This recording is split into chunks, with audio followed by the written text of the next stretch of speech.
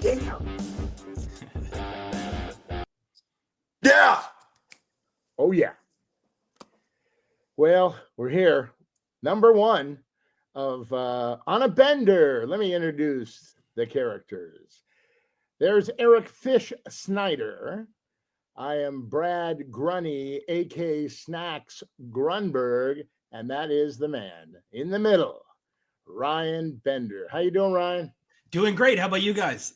Good. We're really excited about this. Wait, before we start, everybody put their hands in. Everybody put their hands in. Okay, here we go. 1, 2, 3. On a Bender! On a Bender!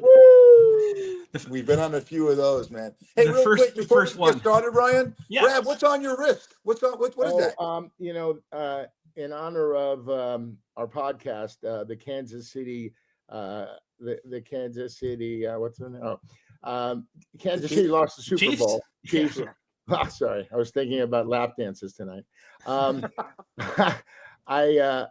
wanted to do something special because I love Taylor Swift. You know, maybe she can bring us some love. Here's some Taylor Swift wearing her. There it is. Her bracelets. I'm a Swiftie. I didn't tell anybody, but there it is. I love you, Taylor. I never would have thought. Yeah, I never would have thought, Brad. You never thought. Oh, I'm a Bender. I'm a Fish. And I'm a Swiftie. I love you, Taylor. I love you. You're so sweet. Okay. Now let me jump in. The pride of Canada, Toronto, Canada, Ryan Bender. We had him on a Fat Fish podcast, and I said, "This guy's great, man. I'm a sports gambler. I live in Las Vegas. Brad does the same thing." So we're going to jump right in, Ryan, because you are what I call an aficionado. I lost a lot on prop bets. I had Saquon Barkley, Brad, over 113 yards rushing, got crushed. I had Mahomes over 1.5. I'm gonna see if Ryan had any of these bets. I had Mahomes over 1.5 in touchdowns. I got that one. I got killed everywhere else. Where I got saved was I had the over and I had Philly. Are you one, Ryan? Are you into the prop bets? And two, how'd you do on the Super Bowl? Honestly, I could not have asked for a better result than that. When I was on your podcast a couple weeks ago, I had talked about trying to find ways to bet Philly and kind of get that line moved. I love the fact that they came out as a dog, and they absolutely shouldn't have come out as a dog. Like, I had a guy, as soon as the teams were settled for the Super Bowl, asked me, like, what should the spread be? And I'm like, well, it can't be -3 for Philly, so it has to be -2.5. And as soon as I saw the Chiefs were a favorite, I'm like, oh yeah, we're loading up on this. So I was very happy with the results. Props, pretty good. I had a couple small defensive props, like assists and tackles, that we lost. But outside of that, it was a fantastic day. Like, very, very happy with the results. Brad, one more, and I'll let you jump in. So now the crux of my sports betting is football, college football, the UFL, Canadian football. So you being the master class of sports betting, how tough of a transition is it for you to go right now into basketball, college basketball, and hockey? Well, I mean, it's not like you're just jumping into it. I mean, in one sense, like, it's just an ongoing business venture. So you're constantly in it. And I mean, I'm already working on baseball, looking at, like, you know, any of the systems, looking at rosters, things like that. So, you know, you're prepared for these things going in. And I mean, with sports betting, like actual high level professional sports betting, I think there's like this misconception that, like, oh, you know, you can jump into a sport. Like, I recently added tennis. I had a guy ask me 2.5 years ago, can you do tennis? And I mean, tennis, I had to learn it from the ground up. That was 2.5 years ago. I mean, I've been working on it for an awfully long time. When I added English Premier League, same thing. From the time that I physically placed my first bet, from the time I started working on it, was almost 18 months. So it's a long transition to get into these sports. But when you're doing that, you're setting yourself up for long term. You're building out these systems. You're understanding how you're going to identify value, how you're going to cap these games. So I'm excited for baseball. But, you know, we still got some business to do with hockey, NBA, and March Madness coming up too. Oh, that's right. By the way, Ryan also handicaps tennis. I saw his tennis picks for in Argentina. Was that it? Or there's I mean, there's always lots of tennis going on, and I start out small, just to get a comfort zone. And I was saying I was just going to bet really small plays, but then today there was one with such a big edge that I just jumped in, went full unit on it, and we cashed that one pretty easily this morning. So good way to start the day. Can I ask you a question about that, Brad? I've never bet tennis before, and we have all the the majors. Andre Agassi's from Las Vegas. Can you educate the audience in a few words about how do you bet? Can you do prop bets on tennis? I am not there yet, nor will I be for a while. I'm betting matches and I'm betting game totals. So you can bet it similar how you bet other sports. You can bet it straight money line. You can bet a handicap where it's like how many games a person going to win by. You can bet like how many sets.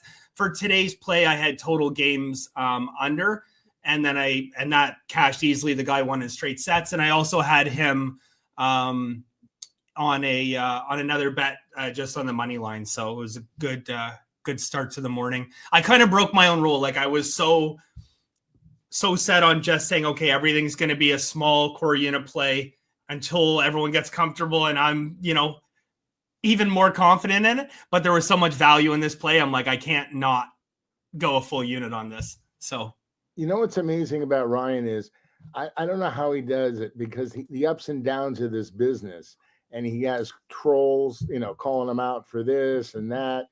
He had this one complete idiot in Australia in his broken Australian accent.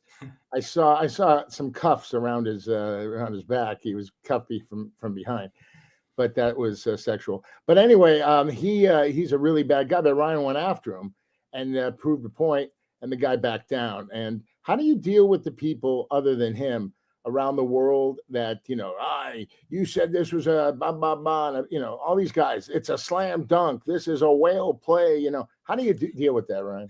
Yeah. So, I mean, the best thing I have to neutralize it are all the videos I've been doing for the last 5 years, because never once have I come out and said that this is a lock. In fact, I come out and say there's no such thing as a lock. All there is probability and percentages. So there's no such thing as a lock. There's no guarantee.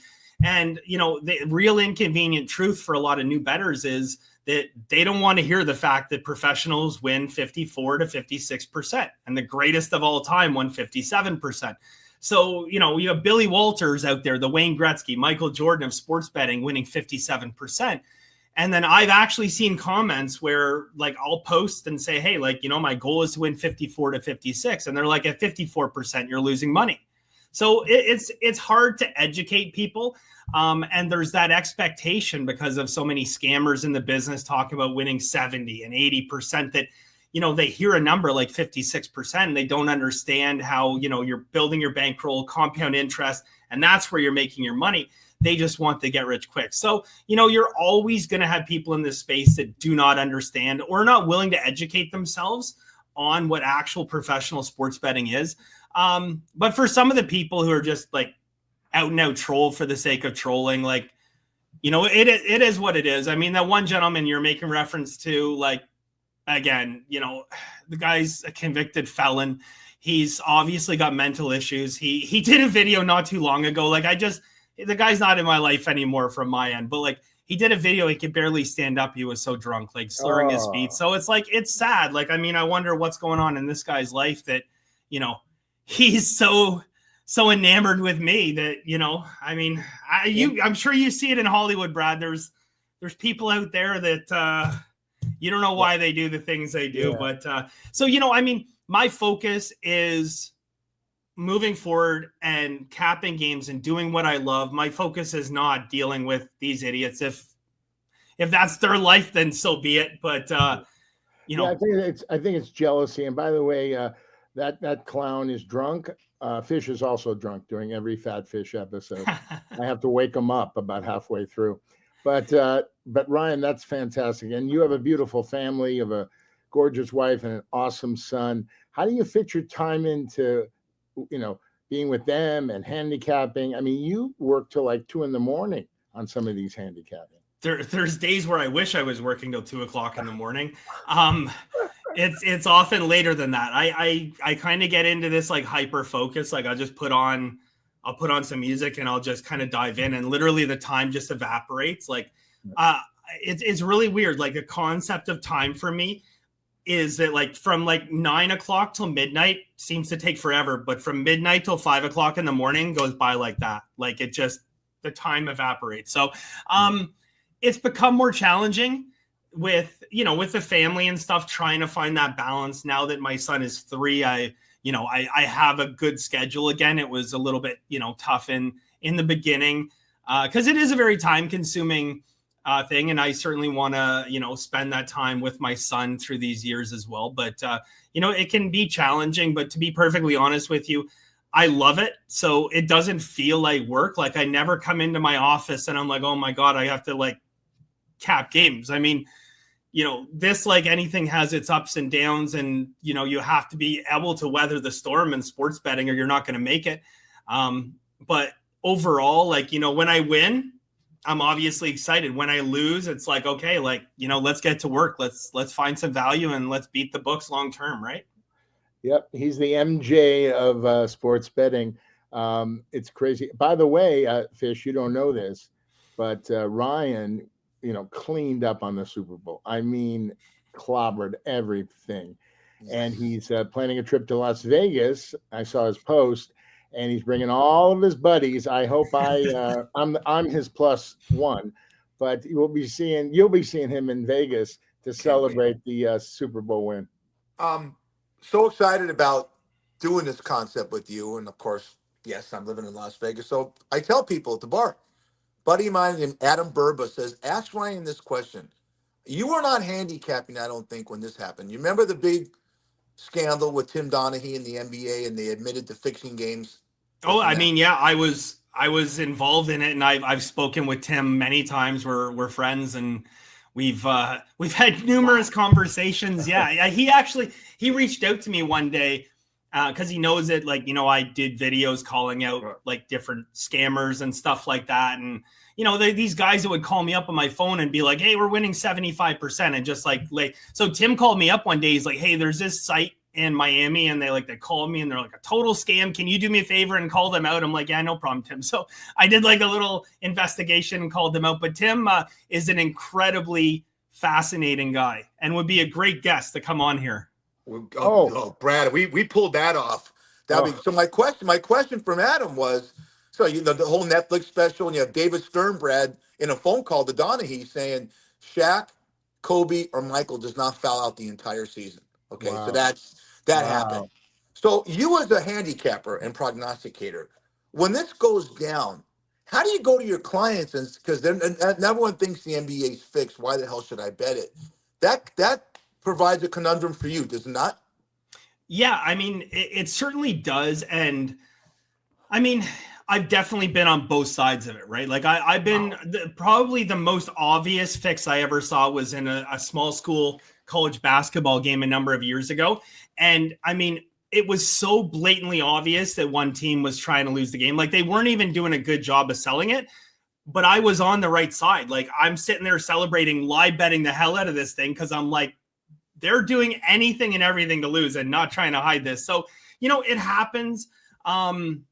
You're just as likely to be on the right side of it as you are the wrong side. So, what is often the case in sports betting is, and why I tell people you have to have a short memory in this business, because people tend to forget those like big comeback wins or those lucky wins or the games that might be fixed in their favor, whatever. They forget that stuff. But I mean, God forbid you should take a bad beat, or God forbid that you should be on the wrong side of what looks like, a team throwing a game or refs throwing a game. You remember that stuff for weeks, right? You tell everyone you know about it. So, it's all about mental perspective. And one of the tools that I have that I carried forward is every day, win or lose, I have 2 songs I listen to when I win and when I lose. And I've changed them up over the years because I just couldn't listen to the songs anymore. But when the song is done, when the last note is done, that day is behind me. Everything that happened, good, bad, or indifferent, that day's behind me, and I'm on to the next day. I cannot, nothing's going to change what happened yesterday. Yeah. All I can affect is what I do going forward. So that's it's like a mental reset every day at the end of the day. And I'm so tired of those songs. My dad is absolutely. My dad is instilled in me every day is a brand new day. So if you have a bad day today, clean slate, you start tomorrow. That's what life's about. Absolutely. And it's amazing. I have a lot of friends who, oh yeah, I won 25,000 on the Super Bowl. Then the next day, OKC didn't cover, but he talks about the OKC didn't cover more than the 25,000 he won on the Super Bowl. Yeah, it's crazy. Everybody talks about their bad beats. Yeah. This is On a Bender. This is episode number 1. That is Brad Grunny Grunberg, aka Snacks. I'm Eric the Fish Snyder, and the star of the show, Ryan Bender, out of Toronto, Canada. Ryan, again, football. Yeah. When are you? First of all, how can people subscribe to what you do, 1 and 2? When do you start putting the football futures up? I saw something at the Westgate, over under Raiders, 6.5 wins. I'm going over. I'm not quite there yet. I'm not talking about your Raiders. I'm not talking about Raiders. I'm just not quite there yet. I got a lot of things to do before I get to my NFL futures. I mean, I do want to jump in and just say one thing quickly, guys, because, first off, thank you, for setting this up. And, it's an honor to do this podcast. I'm really excited to do it. I mean, look, I get to do a podcast with like a Hollywood star and a legit Vegas legend. So like, what more could you ask for, guys? So, I mean, you know what? We're going to have a lot of fun doing this. We're going to share some knowledge and, hopefully win people some money and stuff. Yeah, well, that's it. I'm learning from you, and I like the sports bet. Brad will continue. When Brad starts making all his money and give me his residuals, we'll go on some stuff. We always do all kinds of stuff together. If we win a contest at Shucks on a last man standing, Brad and I have a thing. We give it to charity. But there's so many. With fantasy football and those things have added to sports gambling. Do you get involved in that? Do you get involved in fantasy? Do you do like last man standings and big contests? Are you just really into the sports betting?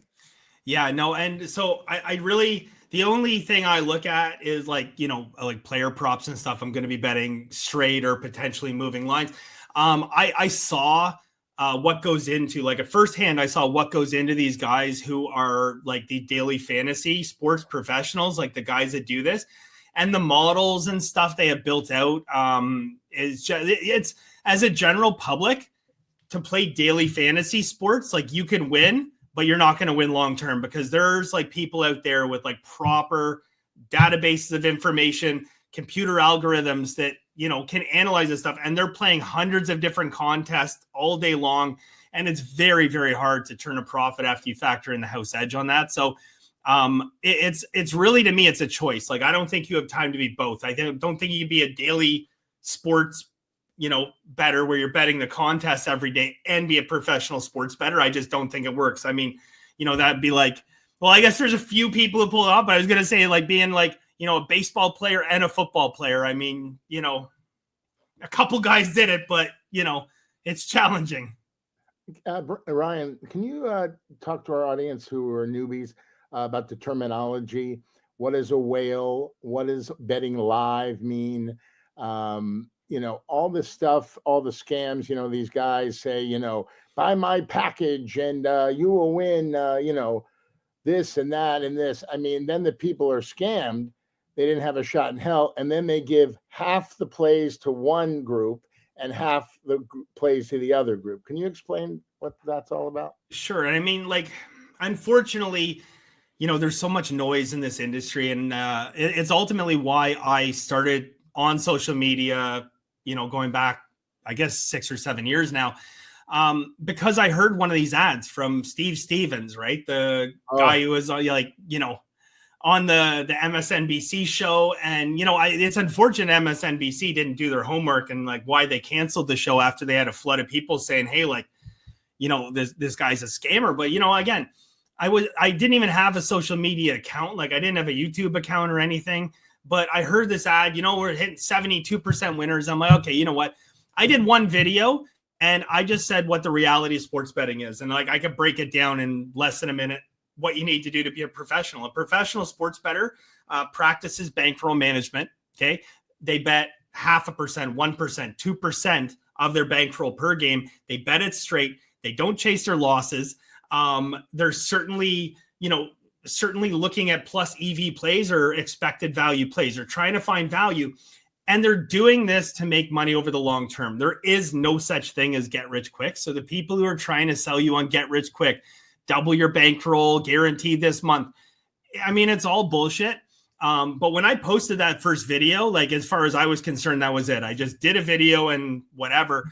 Well, I start getting like notifications, and not too long, like my phone starts blowing up, like, different questions from people. So I started doing follow-up videos and, just kind of went down that road to educate people on the right way. And, Fish asked earlier, like, how to follow me. Like, I have a master class where I teach people like A through Z of professional sports betting. It's not really where I recommend people starting. Like, follow me on social media, get to know me, understand what I'm actually about before just jumping into masterclass. Like, I mean, if you're already a seasoned bettor and you're understanding the languages I'm talking about with the bankroll management and, compound interest, these kinds of things, then by all means. But, I think most people follow me on, on TikTok, on YouTube under Bender Wins.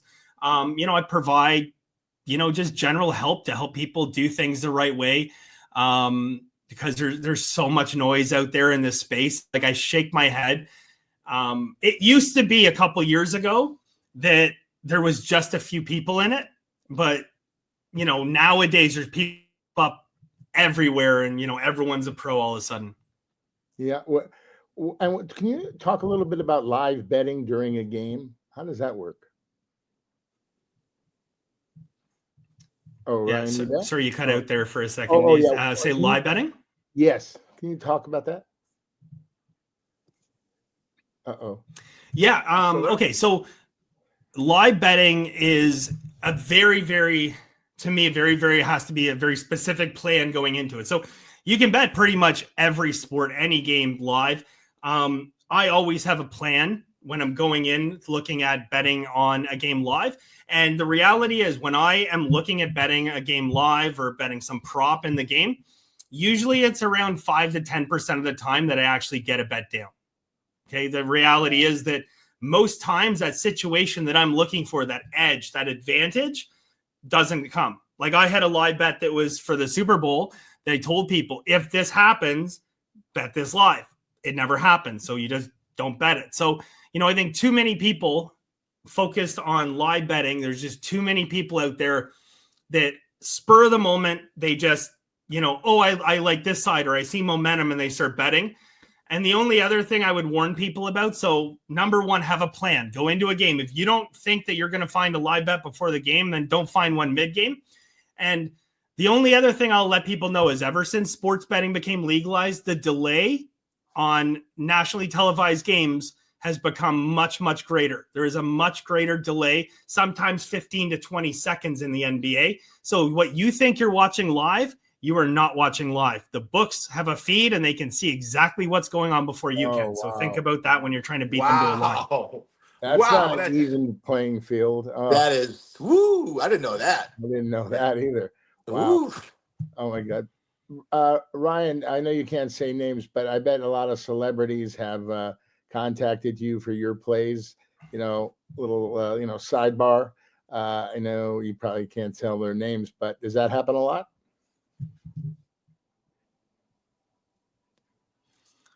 Sorry, man, having some audio difficulties on my end here. That was my sandwich I'm eating that you're hearing in your ear.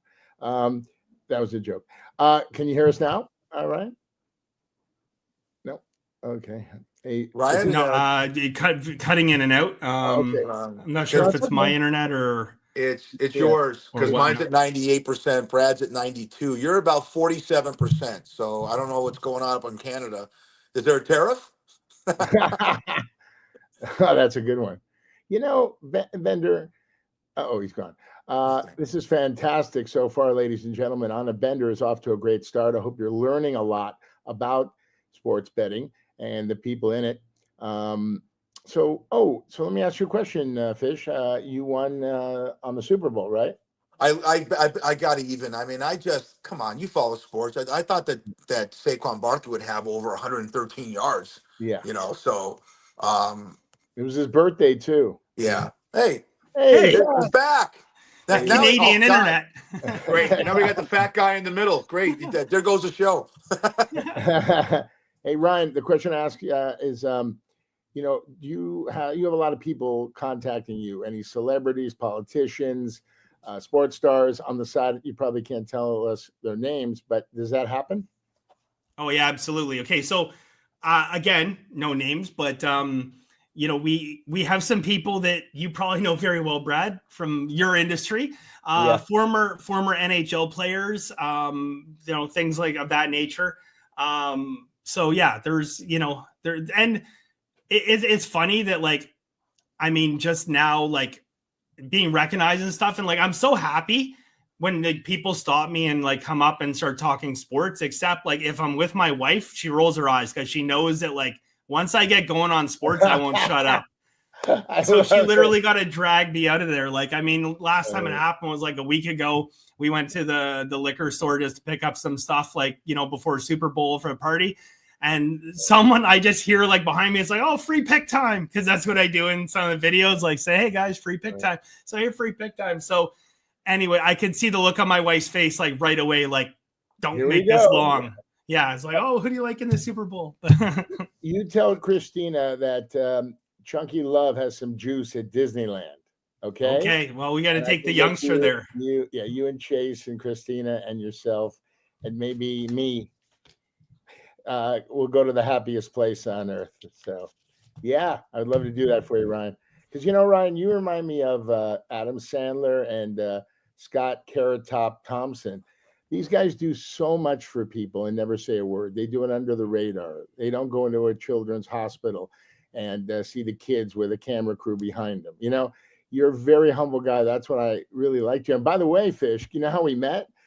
This little guy, when he was 12 years old, saw a movie called Robin Hood Men in Tights. Yes. And it's one of his favorite movies with his dad and his uncle and his family.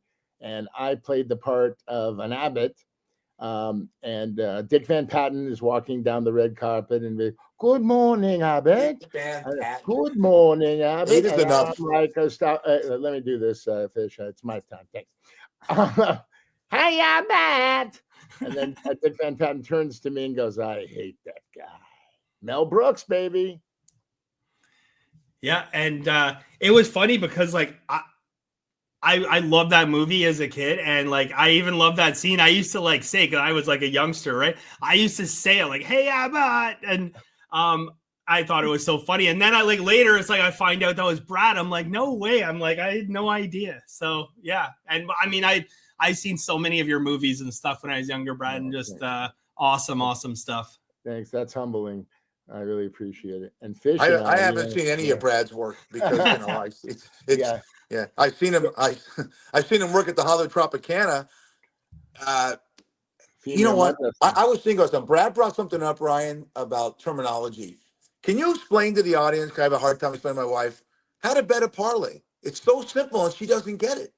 I like to do parlays, 3-team parlays. I like to do it. And that's very, you go to a sports book, you see a lot of parlays on those slips that you get. Okay, so watch this. I'll walk you guys through how to walk or how to do a parlay. Okay, step 1, don't. I love it. There you go. Enough said. Okay, that was great. I mean.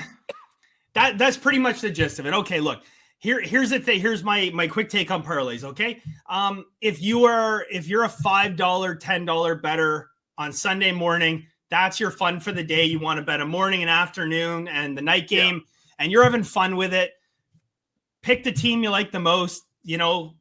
Have fun, enjoy it. Where are you going to find a whole day's worth of entertainment for $5 or $10 these days? You won't. Okay, but understand that as a professional, we don't bet parlays, okay? We'll occasionally bet 2-team parlays, typically on higher juice plays. These are plays where there might be a couple favorites you're putting together. And that's really, you're doing that for bankroll management control. But outside of that, there are no pros, and I'm not talking about like very few. I mean, no professionals, none, who are out there betting 4, 5, 6 team parlays.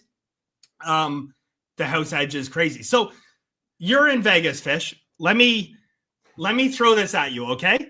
I'm going to tell you 3 things, okay? Number 1, blackjack. It's house edge, anywhere from 0.25% to 1.5% house edge, okay? If you're counting cards, you can have your own edge, but pretty soon you get turfed out, okay? Roulette has a house edge anywhere from 2.5% up to 7.5%, depending what table you're playing on, okay? Really? You're starting. So European roulette, 0.0, 2.5% house edge. I'm like a poo-poo. Do your thing. 0.0 roulette, 7.5% house edge. Slot machines, 4 to 12% house edge. What do you think? Okay, so knowing that, what do you think a 4-team parlay house edge is? It's got to be huge. 12%. 32%.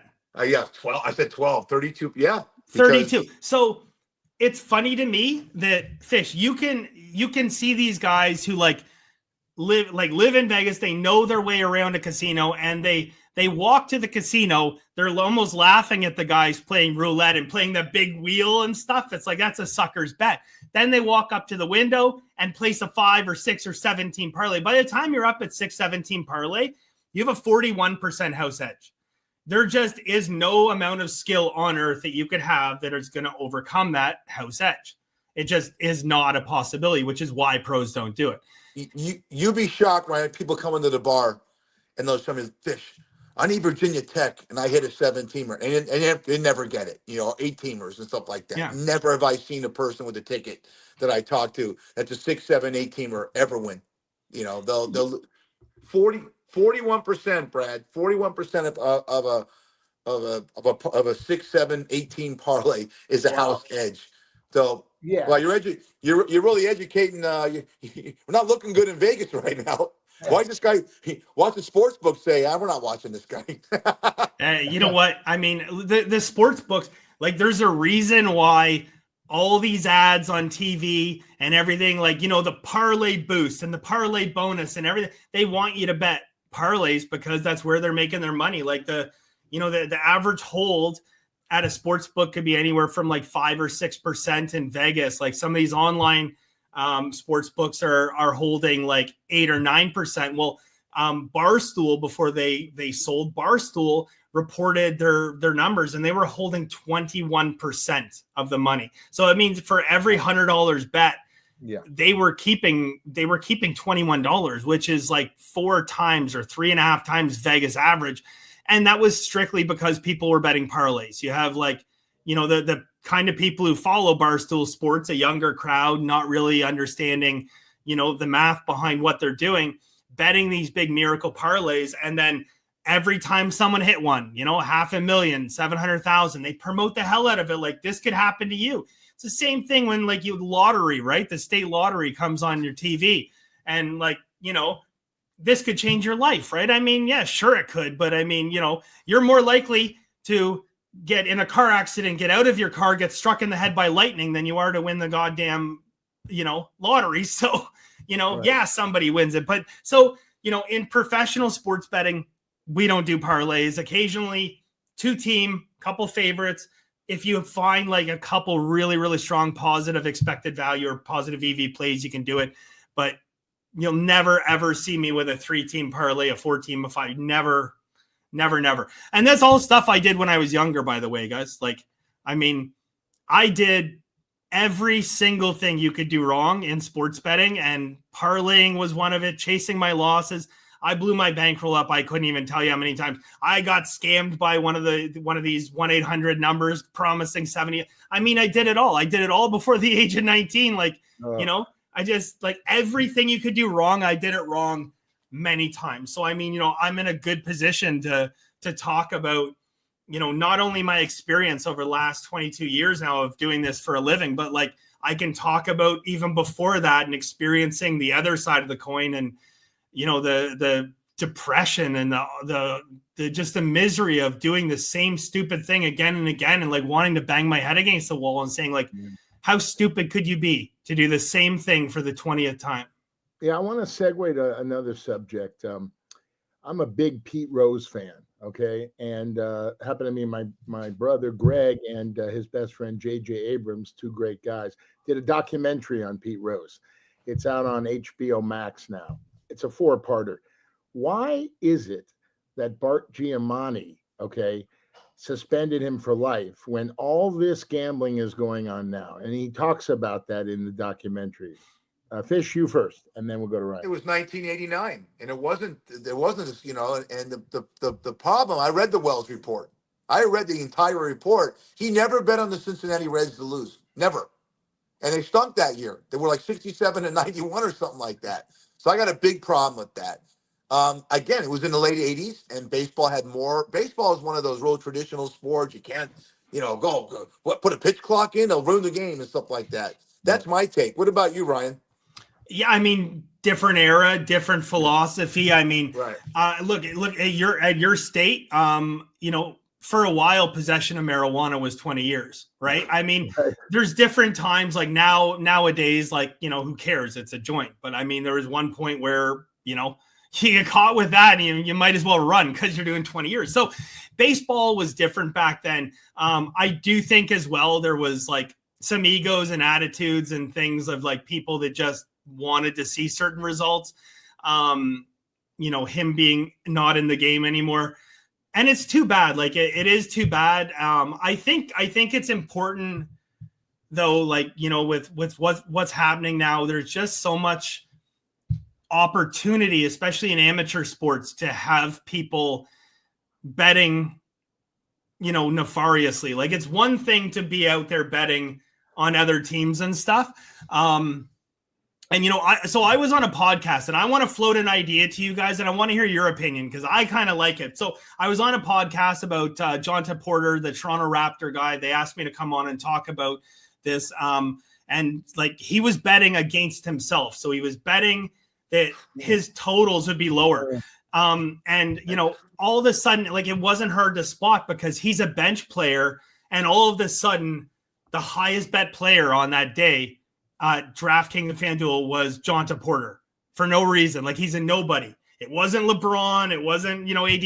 It was Jonta Porter, and everyone's betting him under. So, and then all of a sudden what happens? Like if his total went over, they would have been like, well, I guess a bunch of people were wrong. But what happens? He comes in the game and then he like claims he's sick and he goes out of the game. So it's like, again, greed is how these people get caught.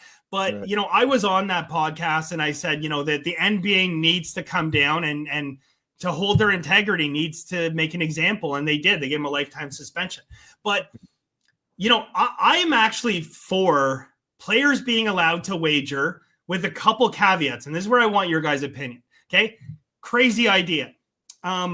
Let's say, LeBron James playing in a big game and he wants to go to the casino and he wants to bet $500,000 that the Lakers are going to win tonight. No spread, only money line. So they're allowed to bet money line on their own team, and it has to be made public. So as soon as LeBron goes to the casino, he bets $500,000. He tweets it out. He posts it on this site. It's registered with the Nevada Gaming Board and Commission, all that stuff. Wouldn't the public find that interesting and be like, hey, LeBron bet $500,000 on tonight's game? It's like, I think I'm going to follow them. It's like, but like this guy bet $200,000 on that. I think it would add a whole different element to the game as long as it was done above board, as long as it was full disclosure by the players. It would just add a different element. Fish, what do you think? It's a great reality show, but here's what happens. LeBron bets $500,000 to win $7 million. And he goes to the Raptors and says, if I win this bet, guys, you each get 30, 40,000, or you'll divvy up. I'll give you, that's how that shit works. Yeah.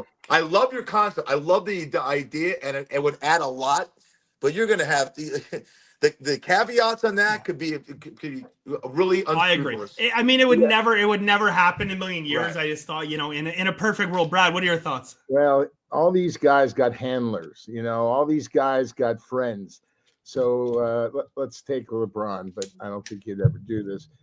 He gives his buddy or three buddies $500,000. Go bet this. Okay. His hands are clean. Okay. Yeah. They don't know. Is there three schmucks coming up to the counter to bet, right? At the Mirage or wherever. So the bottom line is, I don't think you can control that, but when you see the lines move, and it's that's as I learned from Ryan Fish, those are sharps. Professional sports gamblers like Ryan moving the lines, okay? But the lines can be moved from these handlers too, betting big money, right? Ryan, it's by the money, how they do it. Yeah. And you know what would actually make a good episode? I think one time I should come on here and actually show me moving lines for the entire world. I'll come on and do a thing, and I'll bet on games, and we'll come back. I guarantee you within 30 minutes I can move those lines. So, but Ryan, what do you mean when you come back? Ryan, you're the star of the show. No.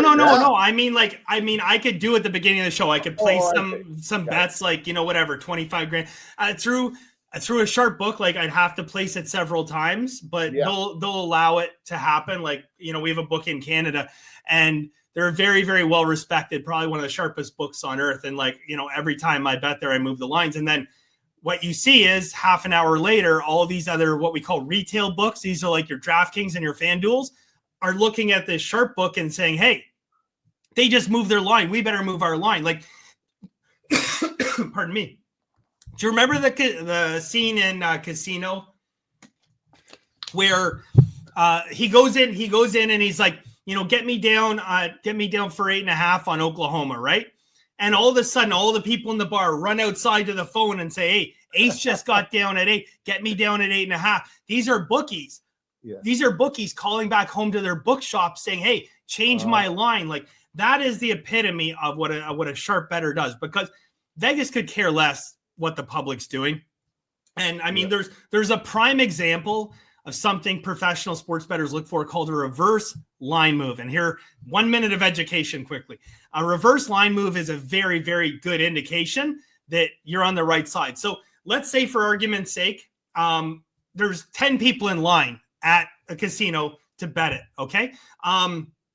Now, 8 people go to the window and they bet the Raiders. And 2 people go to the window and bet the Chiefs, okay? So you got 8 people betting there. But what you're seeing is you're not seeing that same discrepancy. You're actually seeing a difference in money distribution. So you might see, 80% of bets, but only 60% of money. Okay. So what does that tell you the other side is? The other side is 20% of bets, but it's 40% of money. Okay. So there's 40% of money. That means they're placing much bigger bets, and they're probably sharper bettors. Okay. Now, when you look at a grand scheme of things, okay, between not just 10 people, but 10,000 people betting, the sharps emerge. And then what happens sometimes, okay, is 60% of the money right now is bet on the Raiders. So you think they're going to take the line from Raiders +6 and move it to +7, right? They don't. What do they do instead? They move it the other way. They move it down to -5. So even though 8 out of 10 people are betting on the Raiders, and even though 60% of the money is on the Raiders, Vegas makes it more attractive to bet on the Chiefs. Now, why in God's name would they do that? Simple. They know they have an edge. They're looking at the sharp money and the sharp bettors and saying, you know what? Let the public hang themselves. Guys, that is a reverse line move, and it is an excellent indication of what Vegas and the sharps think. That is a consensus of the sharps and the bookmakers and Vegas saying, the public's wrong. We are right. Let's double down on this big time. And there's a public name for it, trap line. This is great. You were getting educated here, Brad, on a Bender, episode 1. That is Ryan Bender from Toronto, Canada. Oh, Canada, my home internet. Catch him on YouTube, TikTok. Bender wins. I got one question for you. The province of Ontario. Are there? Educate me. Are there casinos you can go to? Is it legal? Is it Indian casinos, or what's the level of betting there? Yeah, so it's full now, and it's fantastic because sports betting is a relatively new thing that's been legalized, and they still have not figured it out. And they, some of these places have no idea what they're doing. So it's a good time. Like I had one place that early on, they're one of the bigger casino chains here. They said, okay, you can bet 10,000 a game across the board, NFL. I'm like, that's perfect, right? Within 2 days, they had me limited down to 3,000. So they're like, no, you can bet this. And I'm like, well, you literally said this, right? And they're like, well, we talked to our manager, but get this. they only have like 2 ticket windows. So they have these machines all over. So they'll sell you these vouchers. They're $500 vouchers. So I said to the girl, I'm like, all right, I can't bet more. That's like, can you sell me like $30,000 in vouchers? She's like, you want 60 vouchers for, I'm like, yeah, print them off. They printed them off. I went over, scanned them one after another, and I ended up getting down like all the money I needed, but they never moved the lines. The lines never moved. They just sat there. And I'm like, okay, on the next bet, they're going to move the line. They didn't. Bet it again. I mean, it was a waste of my bloody time sitting there for, an hour doing it. But at that point, it was more about principle. Like, I'm going to try to burn this book for as much as I can. But there's a lot of places you get money down. And to be honest with you, Canada is an amazing place for sports betting. A couple reasons. Number one, we have very, very high limit books that you can bet huge amounts of money. We are not taxed on our winnings in Canada. So any gambling of any type, lottery, casino, sports betting, you are not taxed on any of your winnings. That's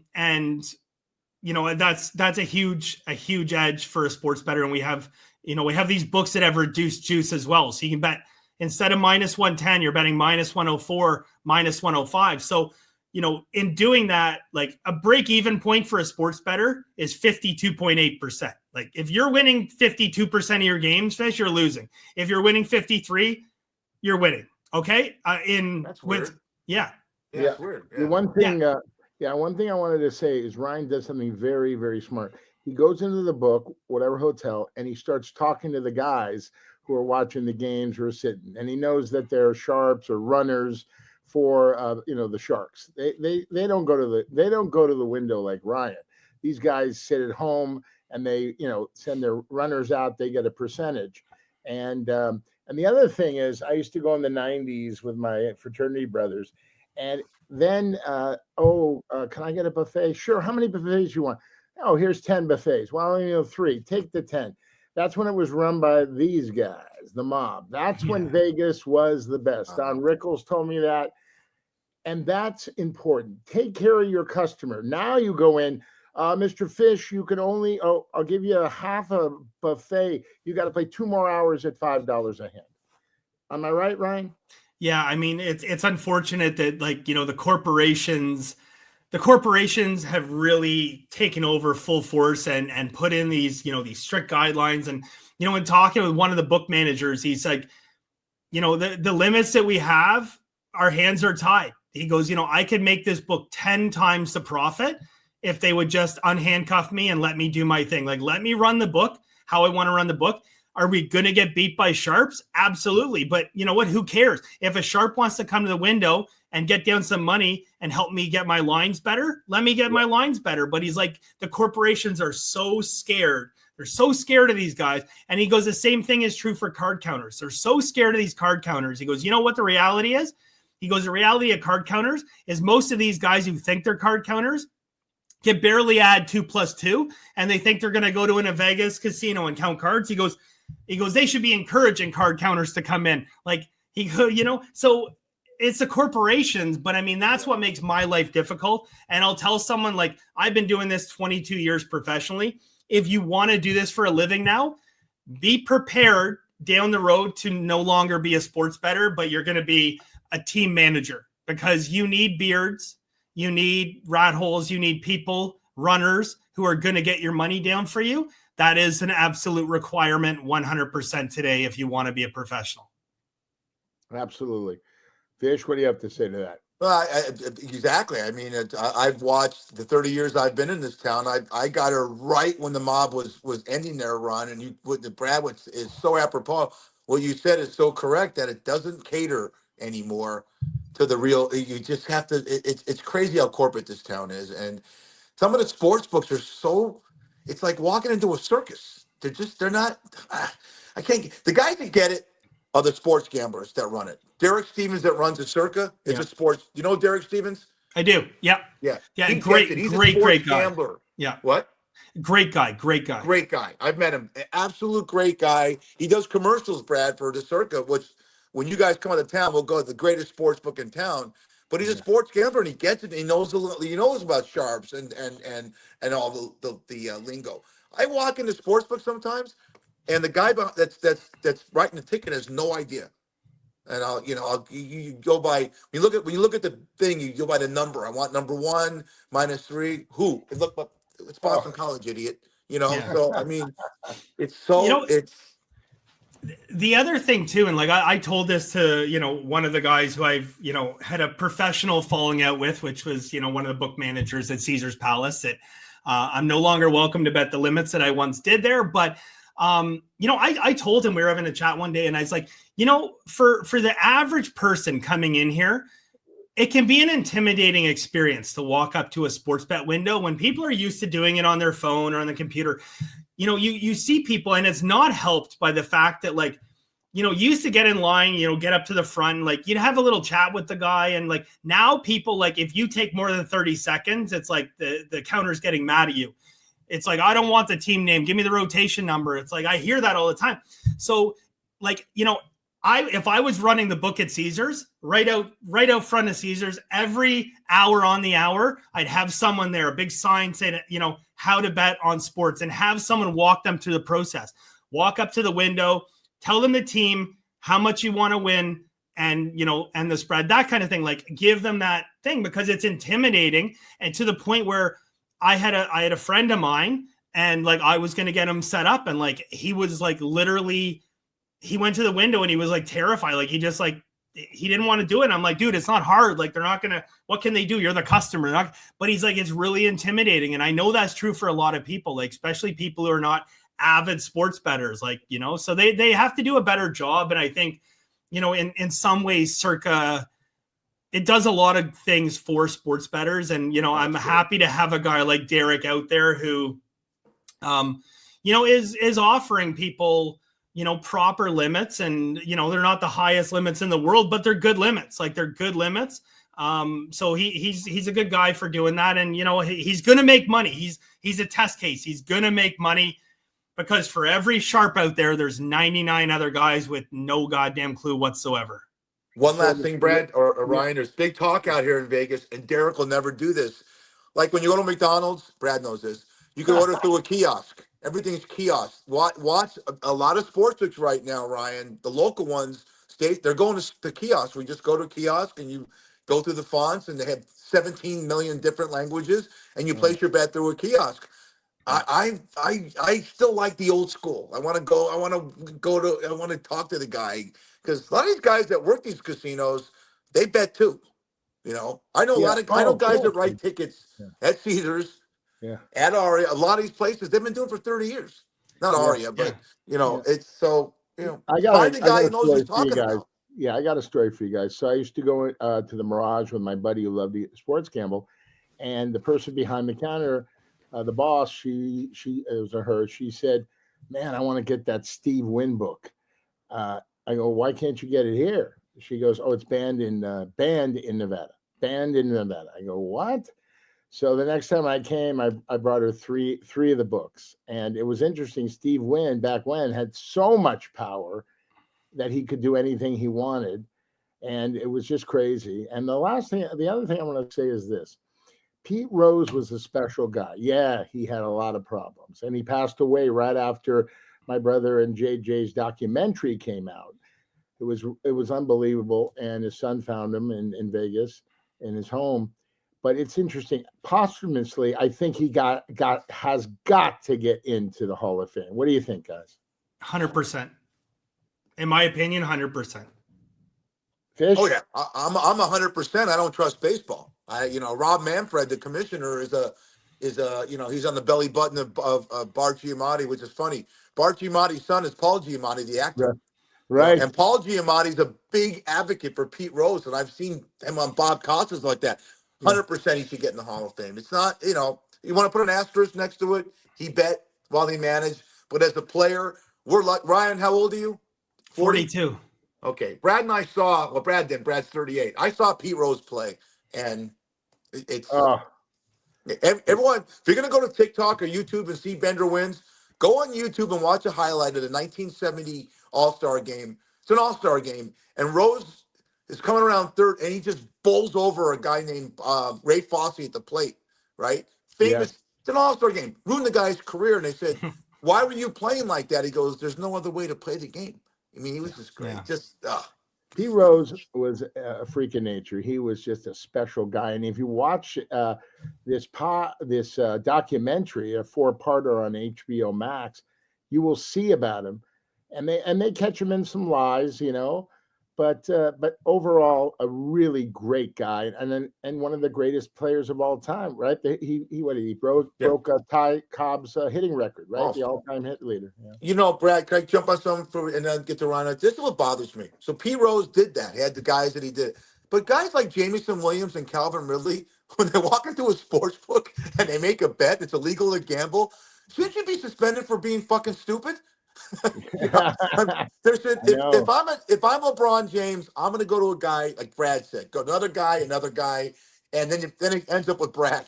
And when Brad's going over to Dunkin' Donuts, can you stop off and make a bet for me? So there's that paper trail never gets back to LeBron James. Guys in the NFL went in the sports books and laid bets on their teams, and it's like, oh my God, how stupid some of these people are. And by the way, all these kids are watching.